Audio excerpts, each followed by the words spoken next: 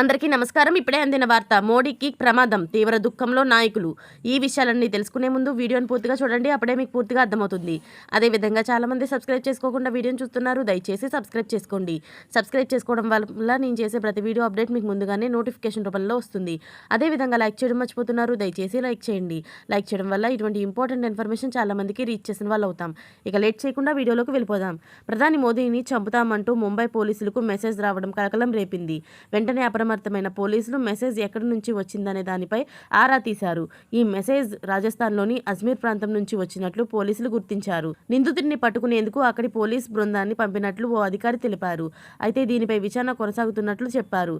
ఓ police అధికారి తెలిపిన వివరాల ప్రకారం ఈ రోజు తెల్లవారుజామున ట్రాఫిక్ పోలీసుల వచ్చిన వాట్సాప్ మెసేజ్లోని ఇద్దరు ఐఎస్ఐ ఏజెంట్లు ప్రధాని మోదీని లక్ష్యంగా చేసుకుని బాంబు పేలుడుకు ప్లాన్ చేశారని పేర్కొన్నట్లు తెలిపారు. పంపిన వ్యక్తి మానసిక క్షోభకు గురైన వ్యక్తి లేదా మద్యం మత్తులో ఉండి ఆ మెసేజ్ చేసి ఉండవచ్చు అని అనుమానిస్తున్నారు.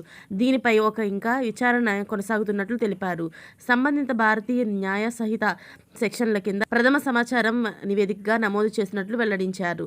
ముంబై ట్రాఫిక్ పోలీసుల హెల్ప్ లైన్ కు గతంలో కూడా చాలాసార్లు ఫేక్ బెదిరింపు సందేశాలు వచ్చాయి. మరిన్ని లేటెస్ట్ అప్డేట్స్ కోసం ఛానల్ని సబ్స్క్రైబ్ చేసుకోండి. Thanks for watching friends.